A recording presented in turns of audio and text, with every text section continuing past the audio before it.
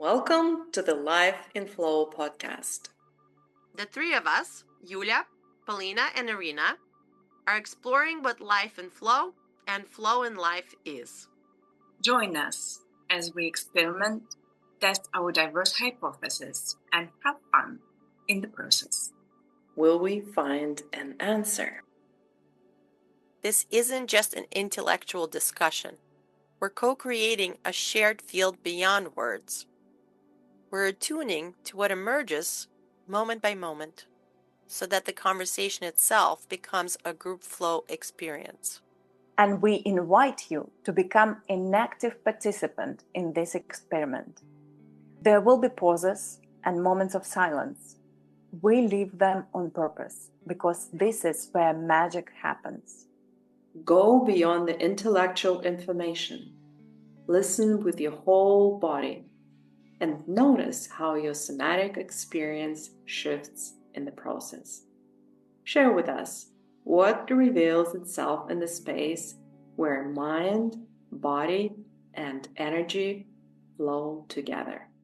Hello, and welcome to another episode of the Life and Flow podcast. The three of us, Yulia, Irina, and Polina, are here today, and I will be facilitating this conversation. The topic that I chose for us today has to do with loneliness. What is loneliness about? And actually, it was very selfish. I just had a massively intensive experience of feeling so lonely. The way I hadn't felt that lonely before for years, maybe since my teenage years. And as I was in that experience, I already knew that this was for something. So I thought, cool, maybe we could talk about it today since we have it scheduled, and we always go with the flow, right? So we can choose the topic. So that's what we're going to be talking today, and there is a lot of talking about loneliness. We know that there is a loneliness epidemic, as they say, going on, and that the loneliness brings a lot of pain. And I also wanted to kind of see what else we can find there in loneliness, because being painful as it was, I knew instinctively that there was something really important for me in that experience. So I'm really curious, and I don't have the answer, so I'm really curious what we find out today. Okay.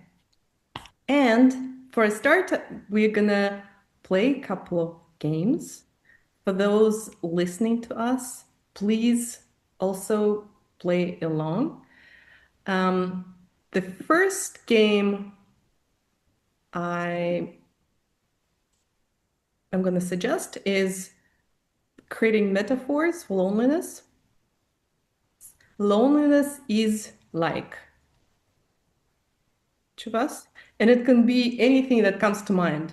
Again, so we're here not to create definitions or to cite some research. We're here just to share the experience as it emerges in the moment. And that's why also feel free to, well, not feel free, but also become aware what comes up to you now talking to people who might be listening to the episode. Okay, so I suggest that we start with Irina, maybe. Irina, if you don't mind. And then we go to Polina and then me. Okay.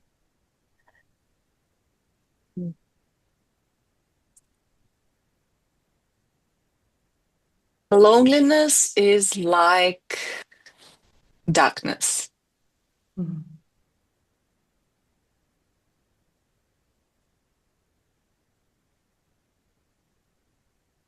Loneliness is like being untethered but not in a good way.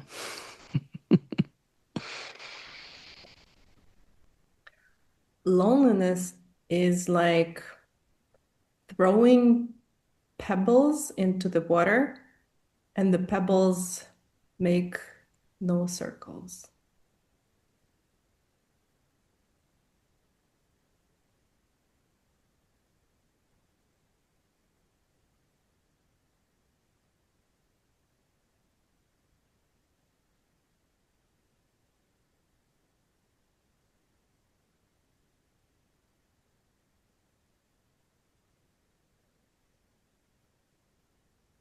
Loneliness is like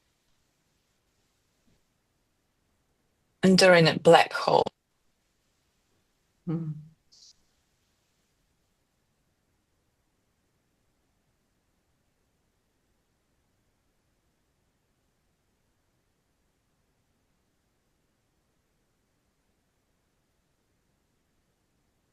Loneliness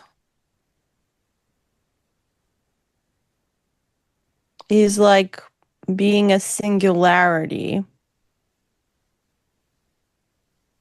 and looking for source or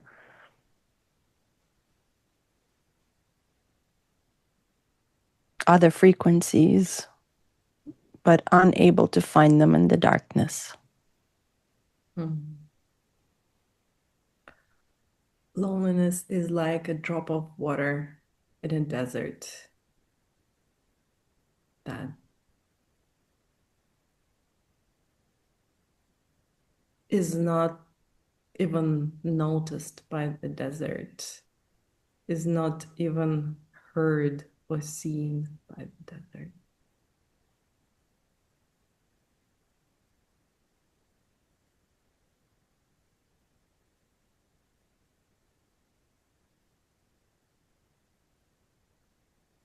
Loneliness is like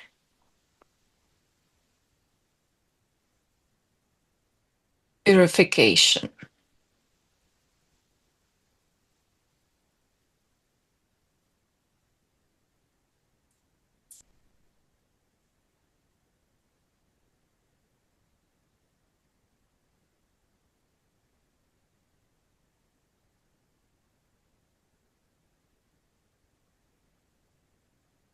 Loneliness is like an existential question mark.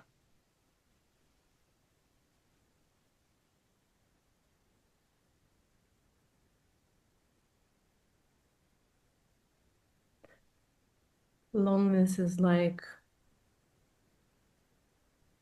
being burned all the way through with the flesh and bones and nothing left, no traces.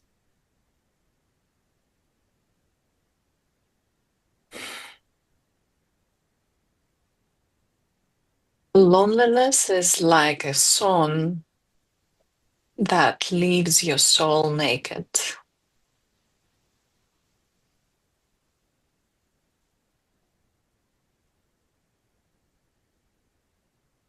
Loneliness is like being completely naked and exposed. And yet the only one that can witness your nakedness and your mushiness and whatever makes you is you.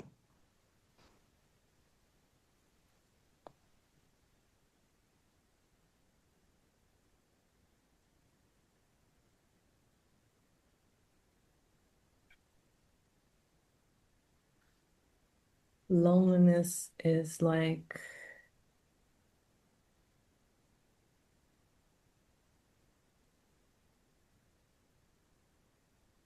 your heart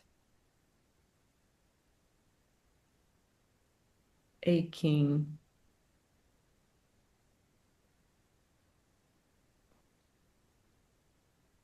for love.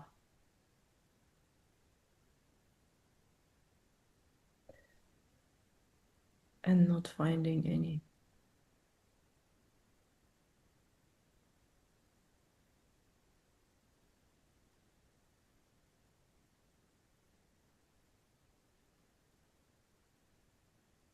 So where are we now? This game.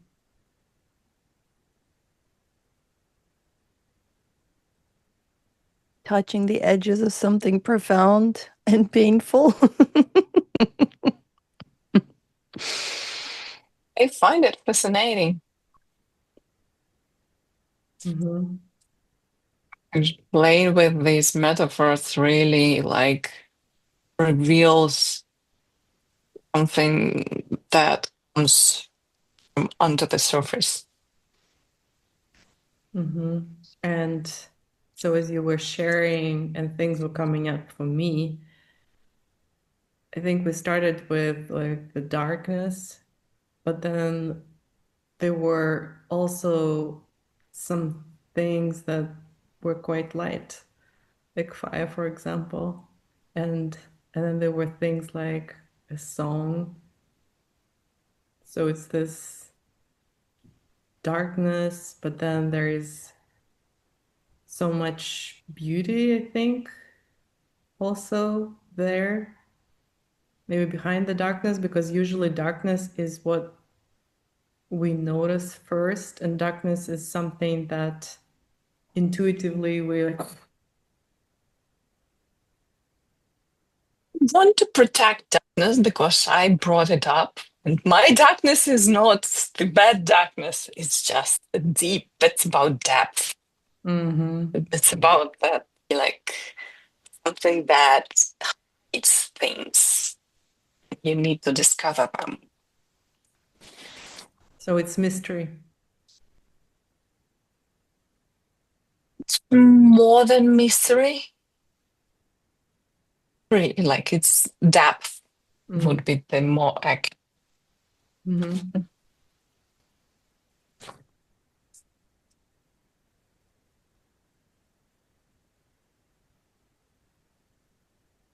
Anything? I mean, I guess the whole point of a metaphor is to zero in on the sensorial experience. Like, what is it actually like to feel this? But through a more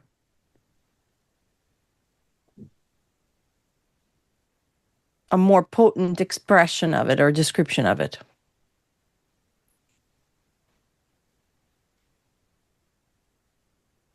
Yeah. Okay, so let's move on then from the metaphors. I thought we would play a second game, but actually like the maybe later. I think it's not time for the second game.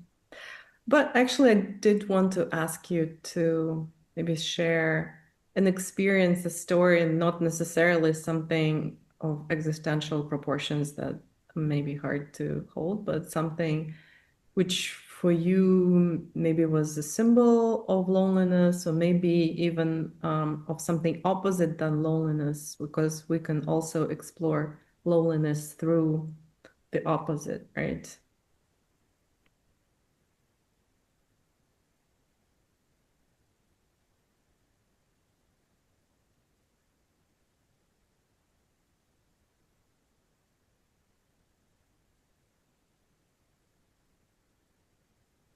He used to be afraid of being alone. I mean, like physically alone. Up until like my late 20s, like whenever I stayed alone in a certain space, I felt so terrible that I really literally was climbing the walls. And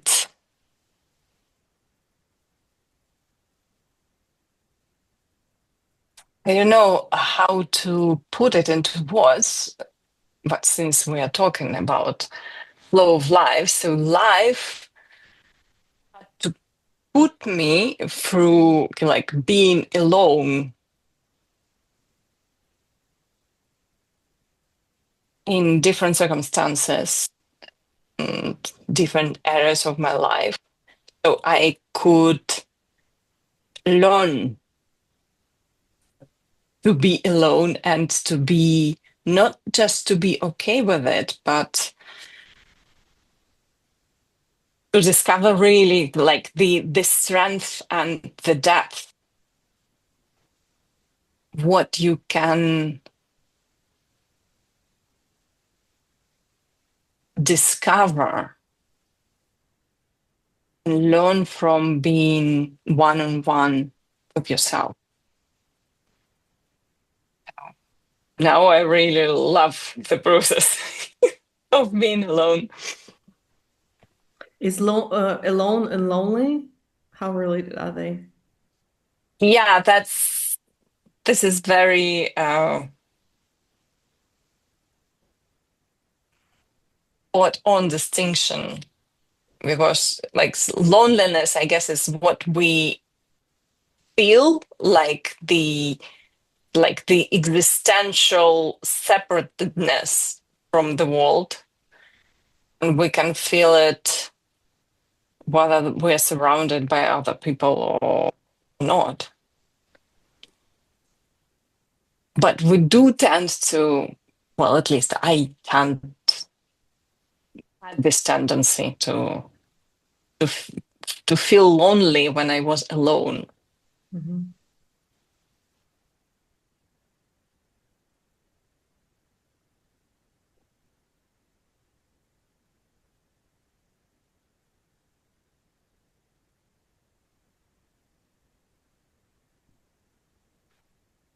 Can you remind me what the question is? When I really listen to the two of you, I forget what the prompt is. The question or the invitation was to share a story that comes to mind, and it can be just a small story about maybe feeling lonely, or maybe the opposite, about feeling not lonely, so that we can. Yeah, for me, loneliness is a little bit of something I have to sift through to understand a little bit differently than the alone versus lonely, because I have interacted with loneliness within very noisy environments.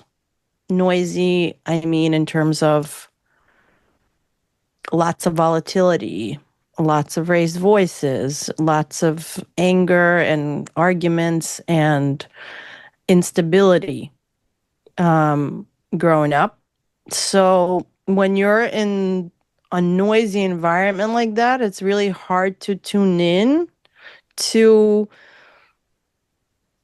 this whole loneliness versus lonely versus alone versus what's happening type of thing. So I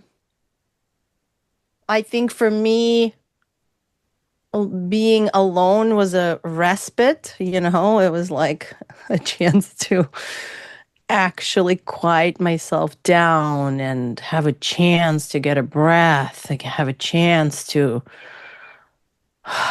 like figure out what is it like to be on your own.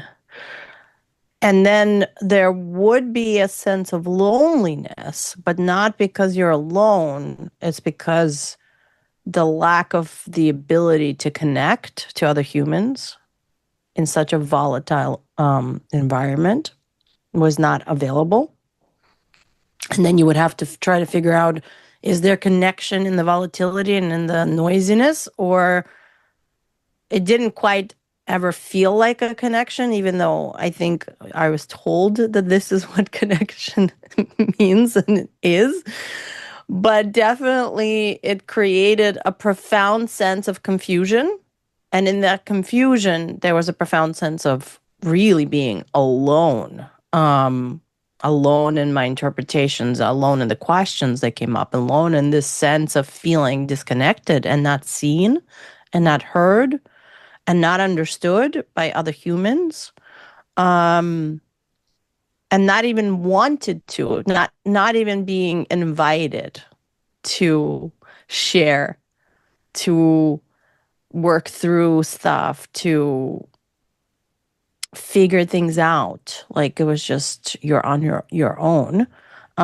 So for me, this is both a normal state to live in. That is how my nervous system was wired. And yet there was always a longing for something more, both really like at my core and also seeing some things on the outside that I don't ever get to engage with, like people that are actually happy together, people that really want to talk about things and work through things and healthy conflict and like real love that's not conditional. These concepts that I personally have never experienced in my life, still to this day. And that creates a sense of a question, like this existential question. Why can't I experience this? What about it is so elusive? Yeah.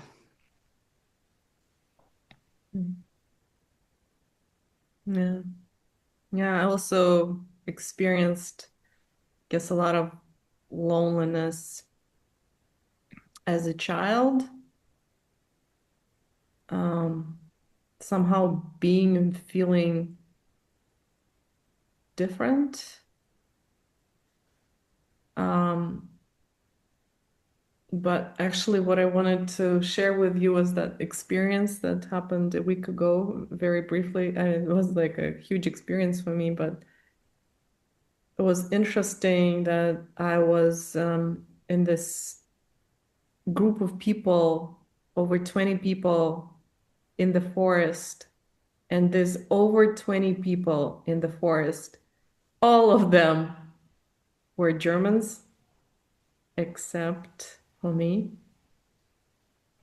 And I mean, like I've lived in different countries, so it's not it's the experience of being an outsider in this sense, coming from another place, of course, coming from another background, is familiar to me. And yet this time was somehow so different.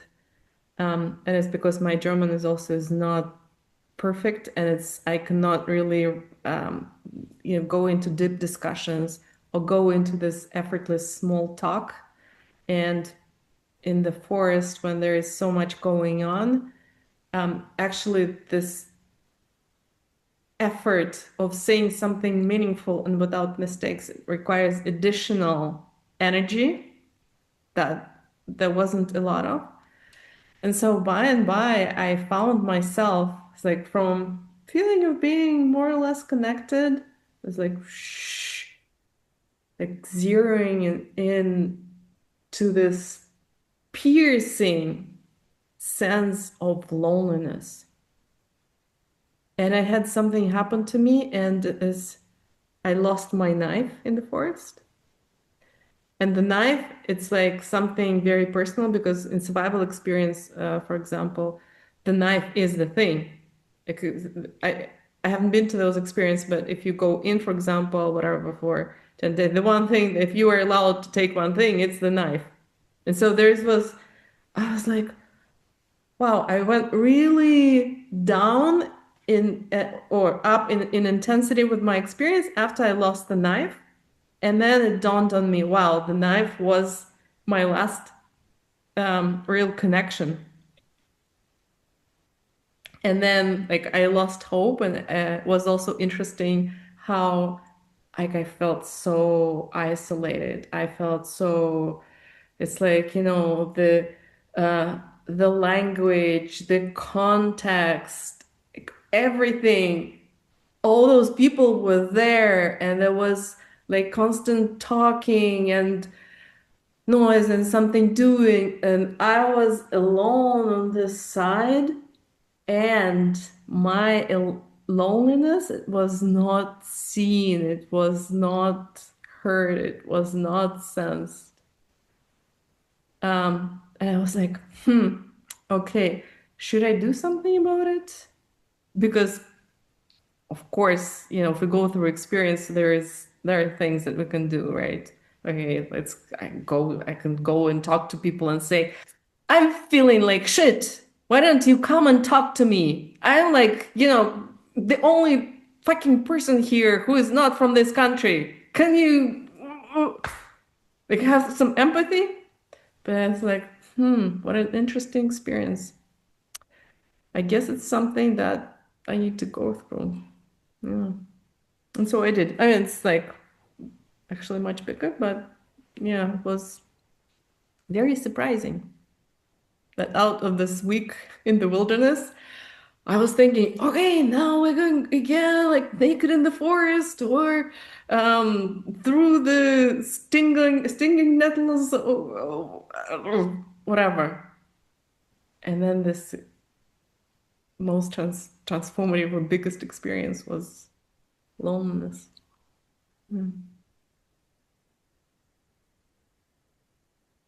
That sounds like an extreme experience of loneliness with all the elements and survival. And like, as you were sharing your story, it took me back to, cave times when, losing your knife really could mean that you don't survive in the wilderness, right? Yeah. And being outcast also meant that you didn't True. survive. Mm-hmm. So what is loneliness for you? What is it about? So now we're saying, okay, being an outcast or losing losing a knife way back when our lives depended on it. So, like, what is it about this loneliness, this intensity? I want to share two things that came to me while I was listening to your story, Yulia. Mm-hmm. And I think they point me at least towards like some kind of like direction of the exploration, what it is about.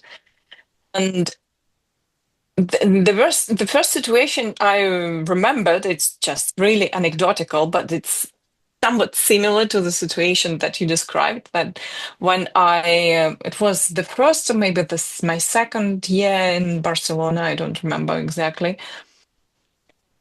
I went on a ski trip with some colleagues from the office, and they took on some friends with them. So it so happened that I ended up in a car with, how many of them were, like 3 or 4 French-speaking people. And so for the whole trip, they were speaking French between themselves.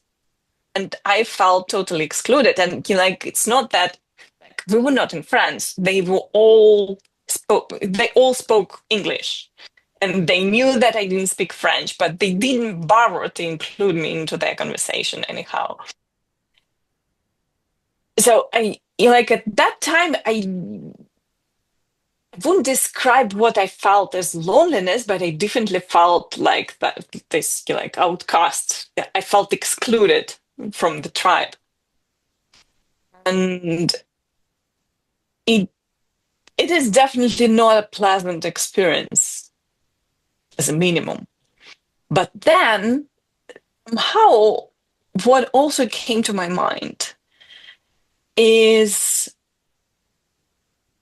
I don't know if you have seen this movie. I think it's called The 13th Warrior. It's with Banderas, the main character. So the whole story is that the Banderas character, I don't remember, he was Spanish or Arab warrior, something like this, and he took on a trip with some group of Vikings. And they were going somewhere, they had a quest.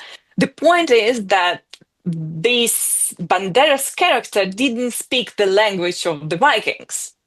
So they were talking all between themselves, their language, and he didn't understand them, and he was excluded basically from the group. And then it's and they showed it in the movie, how he paid attention. He just paid attention and paid attention and paid attention. I don't know, most probably it doesn't happen like this in real life. I don't have research on this, but the point is, from this presence, and paying attention to what is going on, there came a shift. Then all of a sudden, he began understanding what they were saying. And so what came to me as a reflection, it's not a definite answer, definitely, but sorry. But so yes, because we're social beings, we can't stand being excluded from the group. But this exclusion that leads to loneliness or to being alone as a way of, okay, you can't,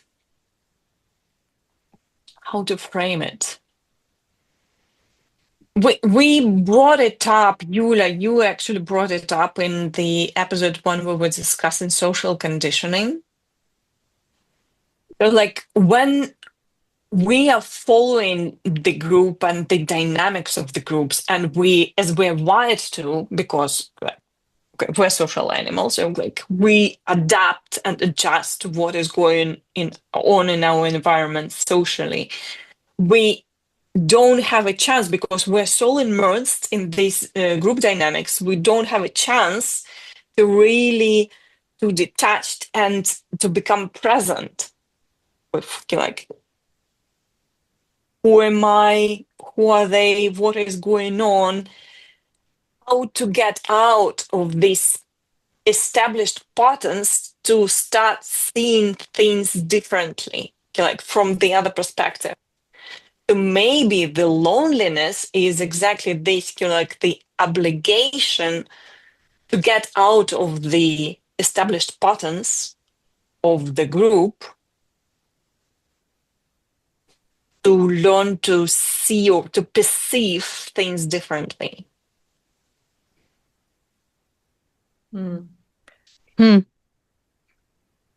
Okay. Go ahead, Yul. No, it's I guess a space where you can make different choices, where you can reflect. I guess before, in order to be able to make different choices, you need first to get to this space of different perception. You need to start seeing things you don't see when you are inside the group. And by inside the group, I don't mean surrounded by other people physically, but when you are immersed in the group dynamics. Is it also group dynamics, like group flow, for example? Would that also be the kind of dynamics, or not really? I guess it depends.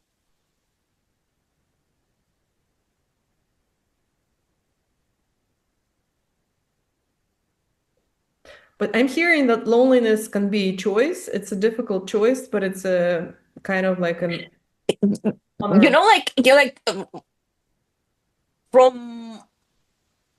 at least from the direction of this reflection, I take it's very difficult for us to make this choice, because it's very painful for human being.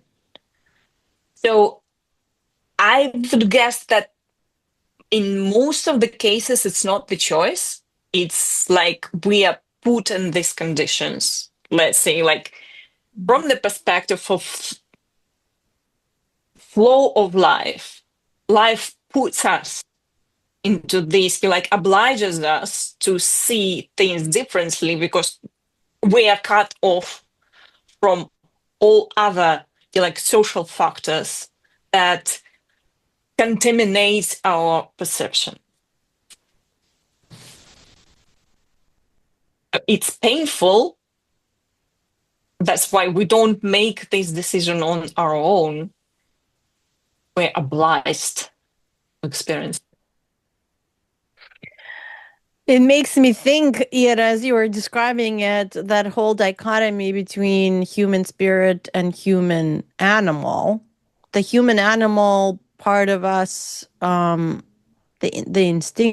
instinctual part of us, right, is wired for connection and wired for group experience for survival.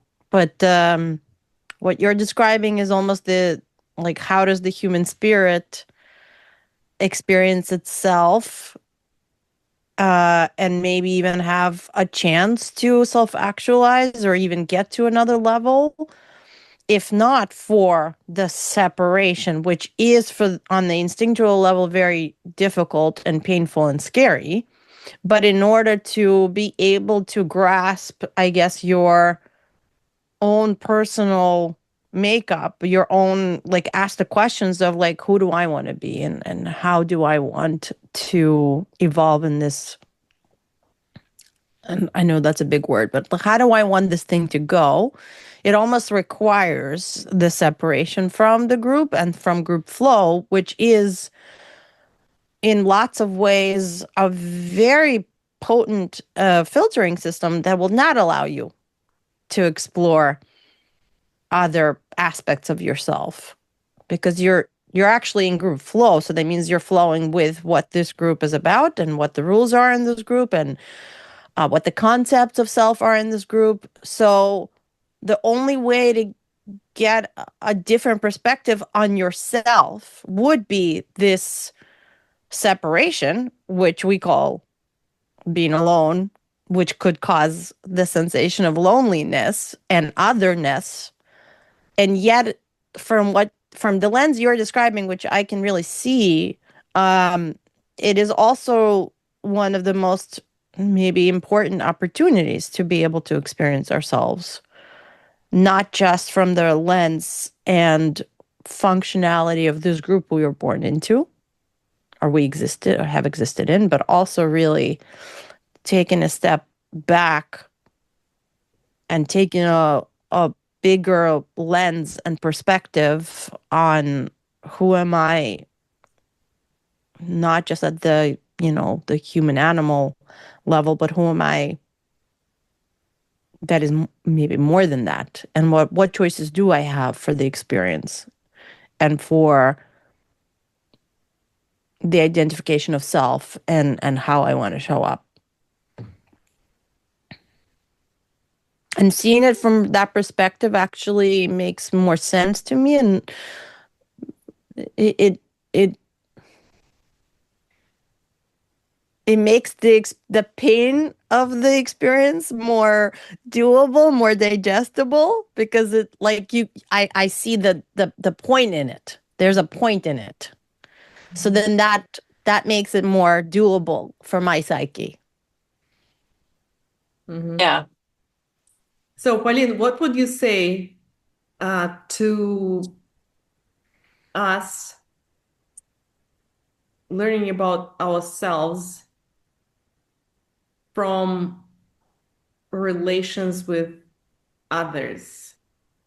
So I'm wondering, because I still have a lot of questions and I don't have that many answers, but what you said made me curious. On the one hand, I do agree, when you choose to step out, it's almost also a shock to the system that makes things happen maybe somehow. Not always, because you can also be stuck in loneliness. Mm-hmm. If it happens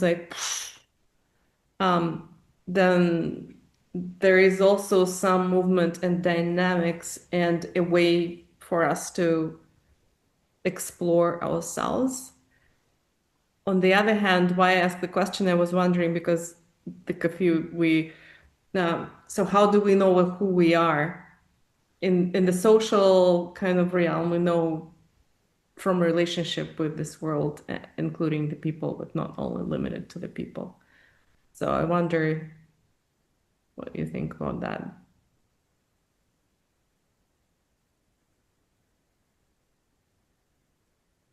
I don't know if we ever know who we are, but I think we get a chance to at least consider different options if we are separated from groupthink and the community or society that we're born into. Now, I think that experience of figuring ourselves out could go way smoother and easier and softer if you're surrounded by people that have comfort with uncertainty and have comfort with otherness and can support and accept someone for being different and thinking differently or wanting to have a different experience. Now, I imagine, I don't know what it's like because I haven't had that kind of situation in my lifetime so far, like being accepted from my different,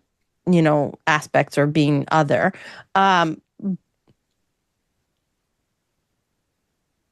So I think it's almost like a filtering system also, right? If you're separate from those people, then you're like, okay, so what about those people do I like? What do I about those people do I not like in how they function or who they are, how they hold space, how they show up. And then I get to choose what resonates for me or doesn't resonate for me. So that could be kind of a helpful parsing system, which would be very hard to parse, I think, if you're like really in it and you have to perform like that there's this whole performance aspect that takes a lot of energy, what you talked about, Yulia, right? You need to have energy to do parsing and identification and choice. It requires actual biological energy. And if you're so entrained and ingrained in some kind of specific system where you have a specific role and you have to perform to that role, otherwise there's going to be consequences, that's a lot to manage yourself, to manage others. And I don't know if that leaves a lot of energy for the type of parsing that you do get to do when you're alone and you are separated from whatever group you've been born into. Am I answering your question or did I veer off topic? Kind of. I'm still also kind of exploring yourself, and I guess it's always the paradox, right? We find out who we are, at least in this social environment, through other people, and yet through how other people perceive us or the roles that they ascribe to us is not always, or actually usually, what we want to live with all our lives. So I guess it makes total sense to kind of create that loneliness, and space to create something else for yourself. I think that from my perspective, being with others creates the possibility of seeing what you are not. I don't think it helps to see what you are. I think that's a separate inquiry. When we're younger, it's easier to I guess compare what our internal world is and what our internal responses are to certain things as we observe others, and then feel like that doesn't, I know that's how it's done, but that doesn't quite feel right for me. And only later on, right, when we actually have agency financially, maybe with our own living space, hopefully we haven't already gotten married and had kids, because that would delay the process of the second type of inquiry for another at least 18 years, right? Potentially. That's the second type of inquiry is, who am I if it's not in comparison to those people? Like, who am I when I'm just referencing myself? Which can also be very like a separate type of experience, right? Still can bring up loneliness and aloneness and all of those sensations. And yet I feel like those are two different inquiries. How does that resonate for you? How does that sound? Yeah. I'm getting what you're saying. where do you stand with the question of what is being alone or loneliness or whatever the question? I have a few kind of things that popped up for me, and not necessarily in the form of a definition, but one thing, for example, you, Pauline, mentioned that when there is loneliness, there is also this intense longing. Mm-hmm. And I think right now, for example, when so many people, and they call it loneliness epidemic, but so many people feel like so lonely in their core, like not seen, not understood, maybe it's a mechanism that activates this collective longing that helps us or leads us in reconnecting to each other in this way, like the radical way, like we described, going to the center, not reconnecting here on the surface, but by going to the center. So I'm thinking, okay, this is maybe what's happening. Also, one other thought that came to mind was, well, loneliness is another, let's say, state, or it's an emotion state, right? Feeling that needs to be shaped somehow in the consciousness. So maybe it's a period where this it's being like shaped and textured, and this energy of loneliness will be transformed into love or into sunlight or into light. I don't know. And of course, loneliness is also, maybe not always, but a powerful creative force, which is also something to appreciate. So maybe that's what I was sensing. I was there, and this was impulse. Oh, let me go and join them. But on the other, it's like, really, there was something very worthwhile in this in this intensity of the experience of loneliness. It like it created some inside that then, like, this loss of balance and status quo, it makes you, the system, look for another point of balance. Yes, like a reference point that's not within the system or the group, but actually a reference point that's more internal. What's my reference point? And that's that second mechanism, the second parsing that I was talking about. And maybe it does require, maybe not the suffering that comes with the loneliness and the sense of separation. I wish we had more, I guess, regulation around that aspect of the sensory experience. Maybe that's possible, but how else would you, I don't know, how else would you be able to take the shape that you were describing, like the being able to shape, but your own reference point, but how do you do that without having that experience of other?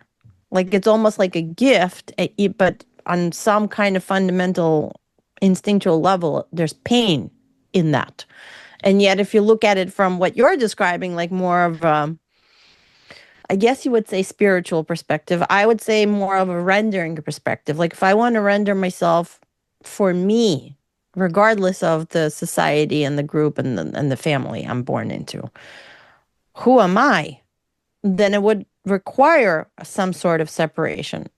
Mm-hmm. It's just how we do that separation, unfortunately, for some reason, gets really messy and painful and annoying. And yeah. Did I hear you right?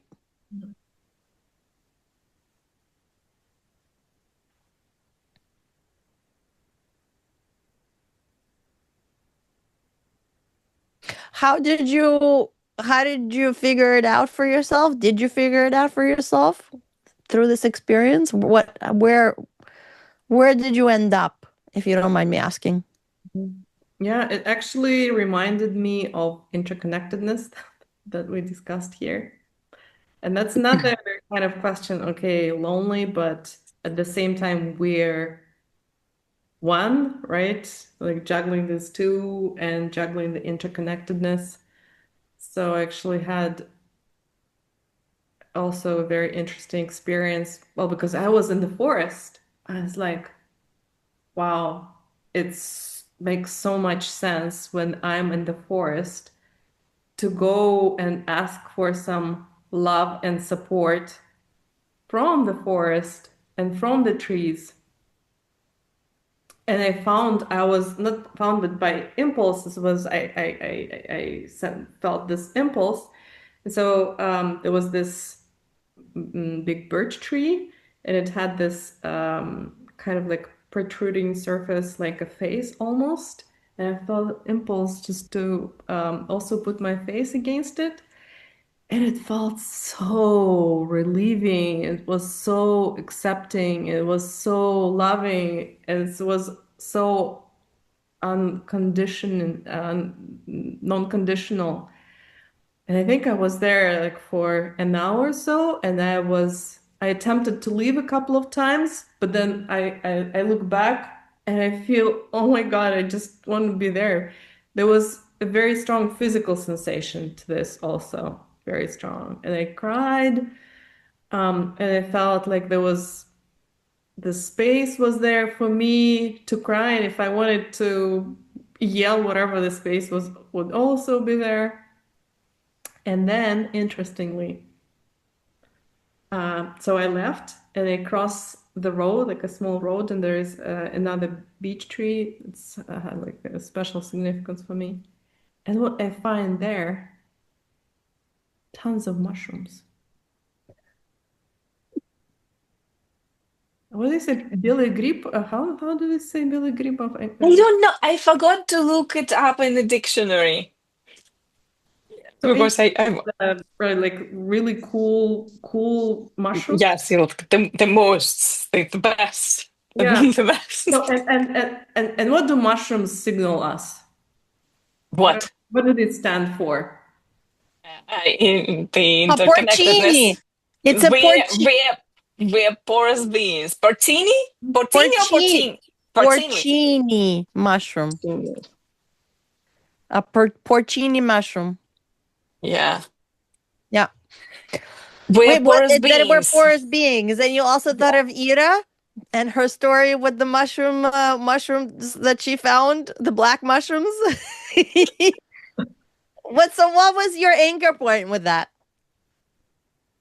What do you mean anchor point? When you found the mushrooms, what shifted for you, if anything? Look, this is love. Exactly. Look, this is love. And you already experienced this in a very visceral way a year ago when I had that experience with breath of life. And now here you are again, and you need to be reminded that you already have this love. And after this experience, I went back to the forest and I found my knife.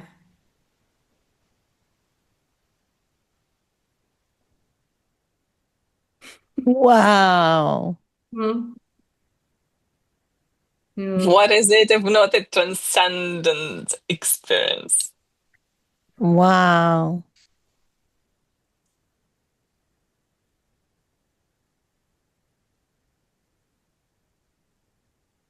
Hmm. So you're still mentioning co-regulation, whether it's with other humans or other beings, right? Other elements that we still can really use co-regulation to help us. What, to stabilize, to connect to ourselves more? What was it? What was the co-regulation serving for you with the tree and the mushrooms? Yeah, actually, that also was my question for you. So how do we manage? Because being alone in our loneliness, I think it's really a pain that maybe we're not meant to be enduring. Maybe and it pushes maybe us, this kind of loneliness pushes us into whatever state that is not about, I don't know, connecting to ourselves or finding out who we are, but more kind of going down. Yeah, and I was wondering what your thoughts on this are. So how do we manage this painful experience? And yes, Pauline, for me, I guess without, well, I know that I am, or we are all interconnected, right? So I do want to tap into this interconnectedness. And if it's not with people, then there are a lot of other beings that actually do offer their support and love and co-regulating capacity if we want to take it.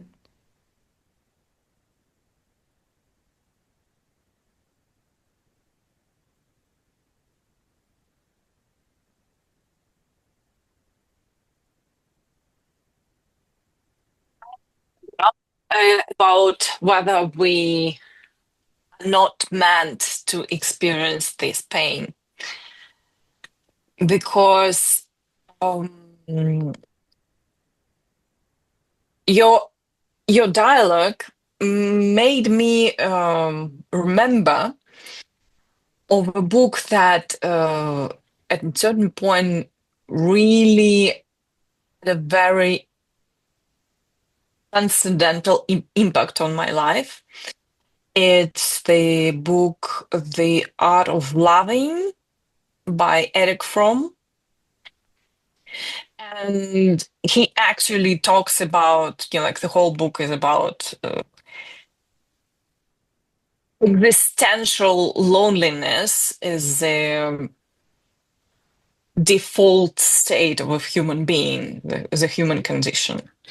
Was what he calls it separatedness, and like here we talk metaphysics, because the explanation, I think it's not his invention. Like a lot of people talk about that, like the very act of being born is this transition from the state when you are one with the total, and then you become separated from that. And it's this existential wound that we're supposed to transcend as we go through our life. So, and I loved, Paulina, when you brought up this dichotomy of the humans as animals or humans as spirits. But I think it's really not about one versus the other, but it's really the transcendence between these different,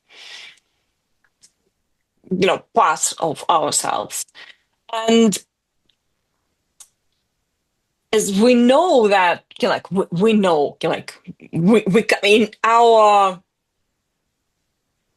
common shared worldviews, normally we tend to say that, from the spiritual point of view, we are all, we're part of the whole. So, we're never really alone, because, we're all connected with each other. But, we say, okay, so we need to get separated from the others to get into the state of loneliness, to be able to transcend into this awareness of the whole, actually. But to be able to transcend to that, I think, well, at least like all my life experience points me to that like I think it's inevitable at a certain point to go through this like descendants into the very core of this pain, of this existential separatedness. Like I need to live it through in order to like when I hit the bottom, I am able within myself to be able to realize that I'm actually the whole. I'm never separated from the world. So, like, this descendance and transcendence is a very painful experience. I'm not sure that we can avoid this pain and this suffering. Like, it's the matter of like all our human experiences are the path that leads us to this transcendence. Through the many layers and levels of separation. Like, how much separation can you endure and transcend? I've wondered about the birth experience many times. Why is it so traumatic? Why is there so much screaming? And right, it's not like a pleasant. Oh, you just get like when I watch animals give birth, it doesn't seem to be as traumatic as it is for like human women and the babies that come out. Well, do they have self-awareness? Well, right. So then I don't know. We don't know if they have self-awareness. A lot of animals do, I think, if not all animals. I'm not sure about insects, probably maybe don't, but animals do have some sense of But the birth experience sometimes seems less traumatic than it is for human babies, and I don't. So it's like if we're coming in already with this kind of experience about the separation, and it makes sense that this would be like the original wound, like the first wound, right? For this experience. But then we are the human animal, and there's also potentially the spirit aspect. And those two distinctions come from Alison Armstrong's work. And I say seem to be because we don't definitively know what's beyond the human animal. Like it's still all working theories, no matter how much experiences we have energetically. It's still a working theory. Did I interrupt you, Yul? I'm so sorry. I just no? No. I was not saying anything. You were responding to Ira.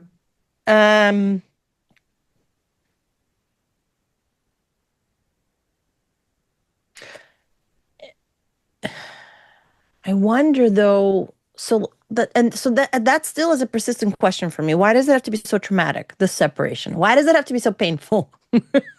Why can't it be a little bit easier?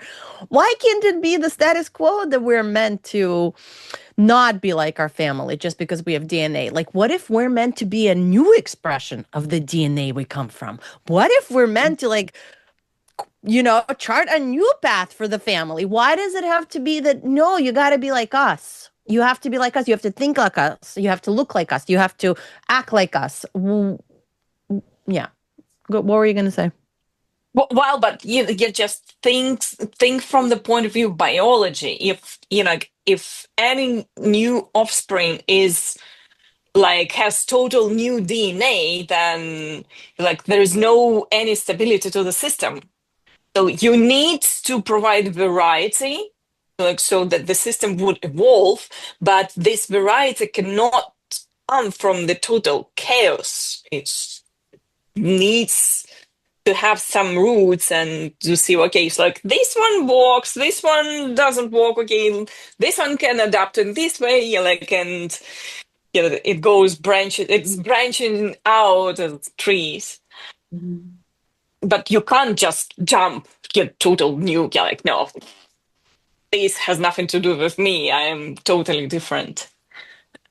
And then the whole survival thing, how it depends, well, be it survival or be it the social structures that, I guess, enabled our survival. It's all about this social cohesion. And if we are to believe what used to be the case, it was more about living in tribes, right? And having rituals and having this sense of kinship and not having so many structures, political, financial things, which made the social life much more, I guess, enjoyable and also connected. And again, yeah, but it's also about survival, going out of the social context, but back to the biology, like the DNA you are coming from, these are DNA that survived. Yeah. So from the biology perspective, for life doesn't make any sense to cut it off and start anew, because this works. We knew that this works. Like the totally Right. new combination, we don't know if it works or not. Well, but we're still pointing to energy conservation as one of the main drivers for trying to keep things status quo. Energy conservation, because anything that is other requires exploration of new rules. What does this mean? How do we do this? How do we relate to this? It requires more energy, which the nervous system is not wired for. It's wired to conserve, not to spend. So biology is a huge driver for sure. But also I want to bring in, I know we're almost out of time, but I want to bring up from the IFS perspective, right? The family systems. I don't know if we're actually truly alone, because IFS does not look at the human being as a singularity. It looks at the human being as having multiple parts internally. So actually, the separation from your group, your family, society, that's one type of separation. But then loneliness in the context of your the family constellation, whatever parts you have inside of you, that is a different type of loneliness, which actually complicates the whole experience of loneliness and what is it like to be alone. Like when you're alone, are you truly alone? Because you're still with parts internally. And then what, depending on what your relationship with those parts is, it could be an easier experience to be alone or a harder experience to be alone, because actually when the external noise quiets down and you're now suddenly with yourself and your parts, ooh, that's a whole other experience that you are privy to at that point. So I think this topic is actually quite expansive, and we didn't even talk about the internal reality of alone versus lonely. Yeah, sorry. What were you going to say, Yul? No, yeah, that's, I guess, an interesting question that makes me think that our internal makeup also probably plays a role in how we are with loneliness and what we get from loneliness, right? Whatever the parts that we have in us, they have a lot in making a decision of how it goes. Yeah. Right.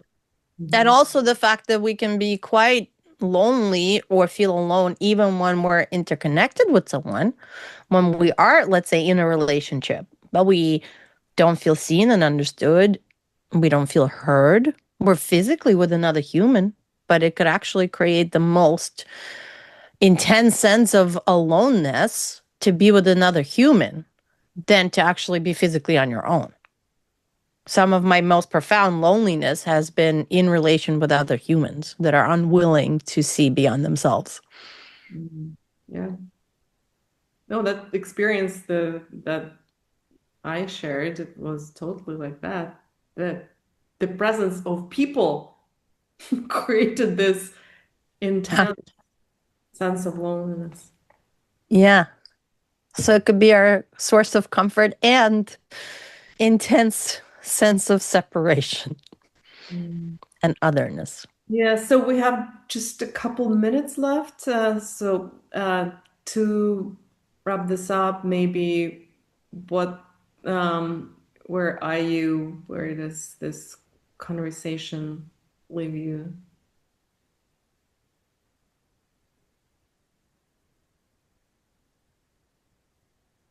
I took a note of the two phrases you, Yula, that I still don't know what they mean for me and how to make sense of them, but I love, like as always, I love how you phrased it.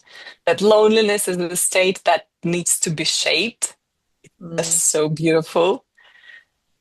And that this shape is actually what transforms it into love. Mm.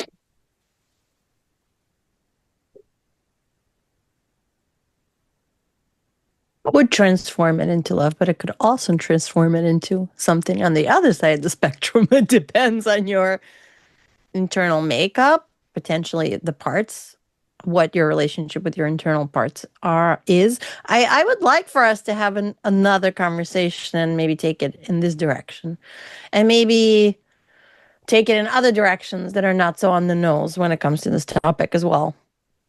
But I also loved your description of what do we get to shape when we experience the state of being alone, or and potentially feeling lonely or not feeling lonely as we are being alone. I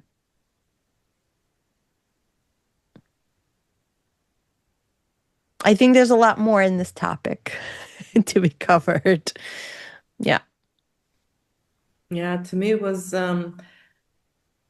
really soothing somehow to talk about this painful process that has some kind of sense. Funny, like you mentioned, right? It makes it easier to endure. And yeah, the our discussion today, it makes me yeah, very curious to think more what it has created, this experience in me, or what it wanted to create. Yeah, Thank you for presencing that. Yeah, sorry, go ahead. I still have a lot of questions. I didn't expect to have so many questions about a state that seems to be so familiar. So, But thank you for presencing the comfort there that I also now am present to. There is comfort in having this conversation and sharing how we feel as we're exploring this topic, how we feel internally, making room and space for how each of us navigates this very, very human thing, right? But so we're the sharing actually helps to, I guess, co-regulate, right? And it creates a sense of flow.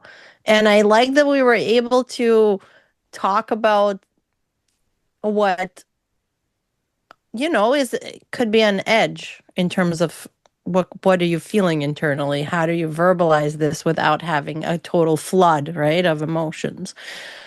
I think we navigated that part by talking about some deep things, but still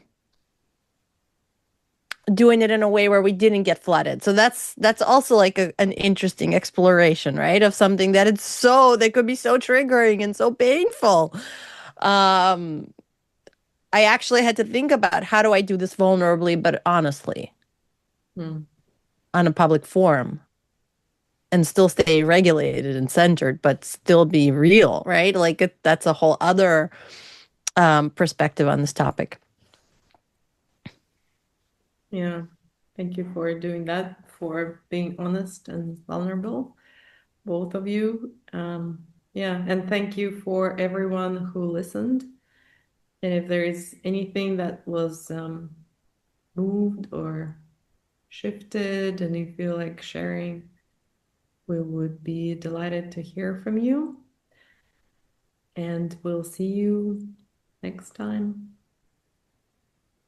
Thank you. Thank you. Thank you. Thanks for listening. How was it for you? We believe that the more people experience group flow together, the better off we all are.